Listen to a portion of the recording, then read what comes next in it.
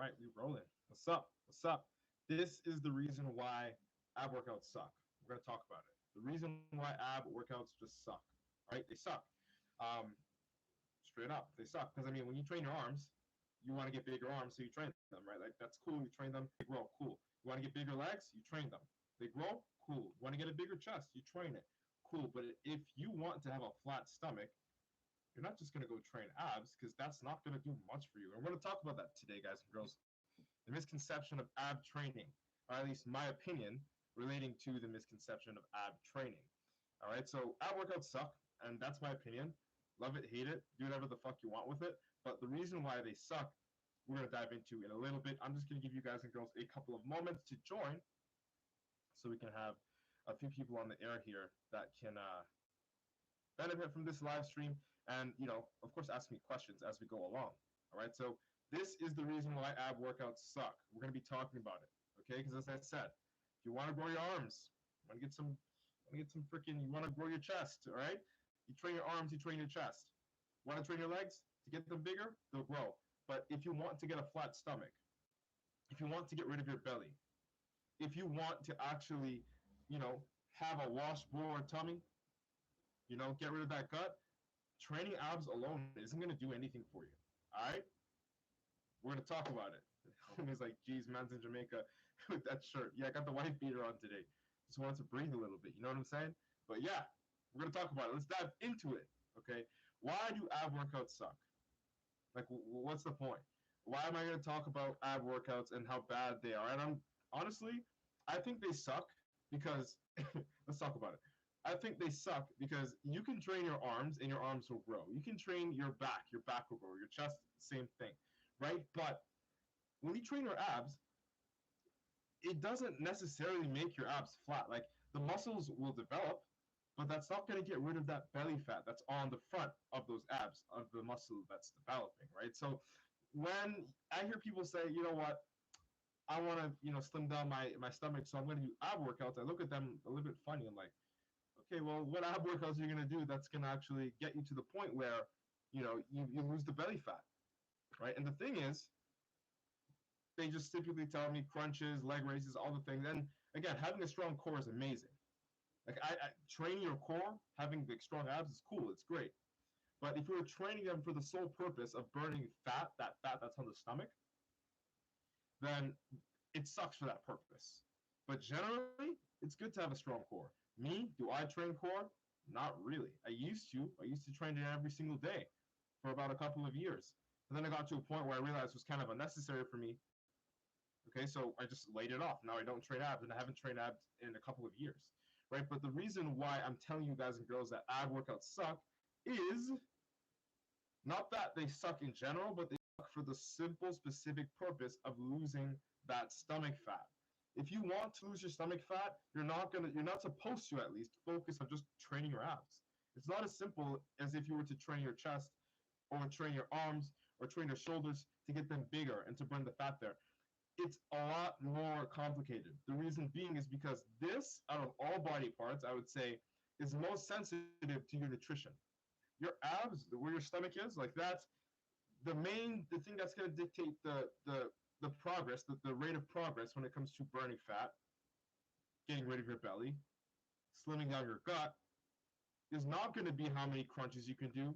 It's not going to be how many leg raises you can do, but it's actually going to do a whole lot more with what you're intaking when it comes to your nutrition. Okay? So you're going to have to take that into accountability, guys and girls. It's nutrition. Focus on nutrition. To get rid of that stomach fat, you shouldn't be trying to do 100 crunches a day. You could lose a little bit of body fat there, but you're only going to get so far unless you actually manage your nutrition. So what is the first thing, what is the first step that I would recommend to somebody trying to actually get, their gut smaller, to get rid of the belly fat? Well, first things first, as I said, I'm not knocking ab training. I don't think it's horrible, but I think it's kind of stupid if you want to just use that workout or ab workouts to lose belly fat. So I would recommend focusing on your general composition, your entire body. Okay? Build everything up. Have a workout protocol that trains all of your muscle groups. that keeps you busy in the gym. And of course, you got to incorporate cardio. I'm going to talk about that at the end. A little trick that I use that I'm going to share with you guys and girls. I use with myself and my best clients. So you got to focus on weight loss. Focus on generally how your body is composed, right? And what do I mean by that when I say focus on how your body is composed? I'm saying instead of just focusing on that one area, which honestly, guys and girls, you can't just lose fat in one area. Like your body is, it's a working machine. You have to focus on decreasing the amount of fat that you have entirely across your whole entire body. And what does that look like? Well, being in a caloric deficit. Being in a caloric deficit. Guys and girls that are joining that don't know what that is, I'm going to explain that to you. A caloric deficit is simply eating less than the required amount of calories for you to either maintain or gain weight. Right? And not only should you be eating in a caloric deficit, but your caloric deficit should also incorporate a high protein variable. Okay, so I would recommend between 1 to 1.5 grams of protein to consume per pound of body weight that you weigh, so that you can keep a protein high, which will get your body into more of a metabolic state and increase your metabolism and enable you to utilize fats a whole lot better. And then in conjunction to that is going to definitely peel you up, make you drop that body fat and drop the water weight, watch your body fat percentage decrease, so that not only are you taking care of your whole entire body, but you are also taking care of your abs. Because as I said, guys and girls, you cannot just like reduce fat in one specific area. Your body is like a machine. Okay, so you have to treat it like everything is working in an orchestra. You can't just do one thing like ab workouts and expect your abs to get slim, especially if you don't train. Okay, so I'm not knocking ab workouts and saying that they're ineffective, because I believe having a strong core is amazing, and it's essential if you truly want to gain strength and just be comfortable in it. A strong core is not just your abs, it's your lower back too, right? Having a strong core is amazing. But if you think that only training your core is the path to getting to a slim belly, if you think that only training your core is what's going to stop your belly from hanging over your belt, if you think that like just doing ab workouts, crunches, leg raises is going to be the number one thing that's going to get rid of your stomach fat, you are sadly mistaken. And I'm not here to knock you down. I'm not here to, belittle you or insult your intelligence. I'm just telling you like it is. All right, this is just what it is. You cannot just focus on ab training to lose stomach fat. You have to be in a caloric deficit, which I explained earlier, and keep your protein fairly high so that your body can metabolize the fats while you work out, and then your weight goes down. Again, your body's a unit. It's a machine. It'll do so in unison. And then you'll see the stomach fat come off. But there's also another trick, okay? So we know, yes, being in a caloric deficit helps. We know keeping your protein high helps. But what is the other trick that Matt uses for himself and his best clients? This trick, honestly, you guys and girls might want to write it down. It's up to you, or you can watch the replay on Instagram, Facebook, or YouTube. And this one is honestly something that I used to do when I used to be a wrestler. This is something I learned when I was wrestling back in the day. It was cardio, of course. So, like, of course, you want to implement cardio. You want to make sure that you keep your heart moving while you're in your workout phase, training, things like that. But what is it aside from cardio that I do with myself and my best clients that I've learned since I was a freestyle wrestler back in the day? This is called, this trick, this tip, it's called thermogenics. All right, guys and girls? Thermogenics. For some of you guys and girls, you're just like, what the fuck is that? Like, you're just spitting words at me. I don't know what the fuck this means. Thermogenics, give me a chance to explain it to you guys and girls. All right, so cardio is important. Yes, I did say cardio was important, right? I see you, Jeremy. What's up? I see you. Cardio is important, okay? But what can you do to get more out of cardio? That's the question. Thermogenics. To amplify the amount of water weight you can decrease, to amplify the amount of fat you can burn by keeping your body temperature high and your heart rate high, wear layers of clothing while you do your cardio. All right, so this is something that I used to do when I was a freestyle wrestler. Of course, I did it in an extreme fashion. because I'd have to lose maybe 3 or 4 kilos the night before a tournament or before weigh-ins so that I can make weight. But what I would do is I would go onto a bike, anything, an elliptical or even a treadmill for crying out loud. And I would go on that and I would wear fucking 2 sweaters, a winter coat, 3 sweatpants, shorts under that, and 2 socks. And I would keep going at high intensity for between 45 minutes to an hour. And God knows when I got off of that treadmill or that bike in 1 hour, I made fucking weight. And of course, that's an extreme example. But if you implement it on a smaller scale for a longer period of time, you can get similar results. So what does that look like for you? That looks like just wearing 2 sweaters, simple sweaters, thin sweaters, just 2 sweaters, shorts, some sweats, you got your socks on, make sure your sweater's zipped up, hoodies on, closed and tied to retain as much heat close to your body as possible, which will help increase and maintain a high heart rate. And the higher the heart rate, the more calories you're going to burn. The more calories you burn, the more fat gets burnt. On top of that, the trick of having thermogenics in play is it will pull out water, subcutaneous water, which is just water under the skin, which gives you a little bit more of a leaner, tighter look. And of course, that water does get replenished when you hydrate yourself. But doing that over and over and over and over again, having that embedded in your cardio routine while also training and also being in a caloric deficit is the #1 tool, if I had to call it one tool, that would help you guys and girls lose that gut, burn that belly fat, instead of you just thinking that ab workouts are going to do all that for you, because it just fucking won't. It won't. Ab workouts alone will not get rid of that stomach fat, and that's just facts. I don't make the rules. It's just the truth. All right, so this live stream was about why ab workouts fucking suck. And just to reiterate, they don't suck in general. Like, it's important to have a strong core if you want to squat, bench, deadlift, work out. But if you are only doing ab workouts to lose belly fat, you're fucked up. All right, and I'm not saying that to insult you, but I'm saying there is another method. The real method that you should be using is being in a caloric deficit and keeping your protein high, of course, 1 to 1.5 grams of protein per pound of body weight. Number 2, make sure that you're doing cardio consistently. I would say no less than 20 minutes a day, 5 days a week, no less than that. And cardio in any way, low intensity, high intensity, just cardio. Okay, keep that heart moving, get that metabolism to spike. And last but not least, implement thermogenics. Matt's little secret that he uses with his best clients and himself, even when he's getting ready for a show. Thermogenic, just to recap, wear a couple layers of clothing, zip it up, keep your hoodie on, tied and tight, keep your body heat as close to your body as possible while you are doing your cardio and while you are doing your workout.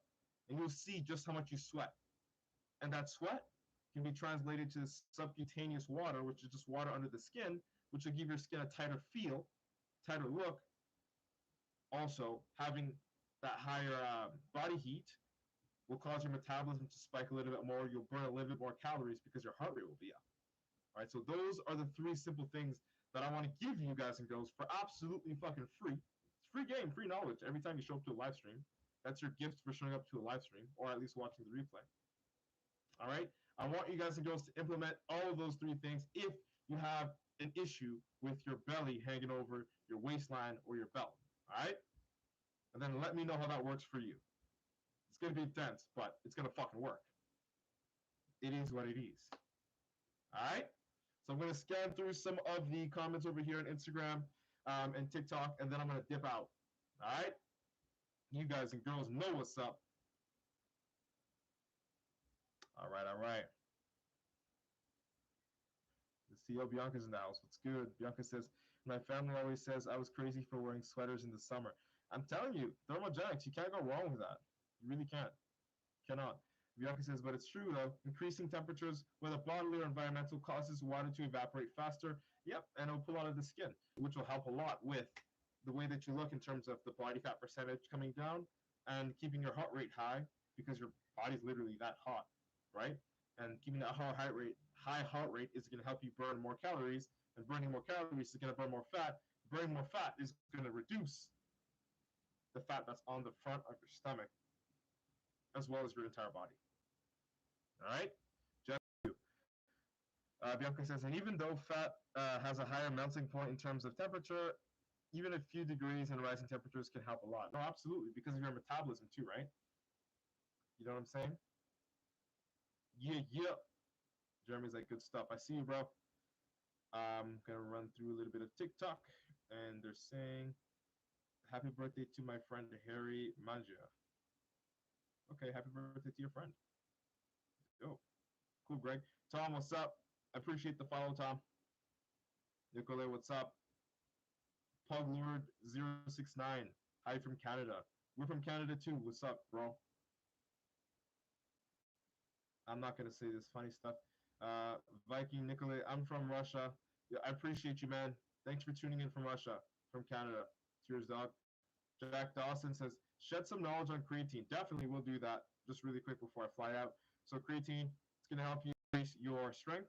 It's going to increase your ATP, which is, long story short, going to help you get 1 to 2 more reps out of your hardest sets, which is, usually where you grow.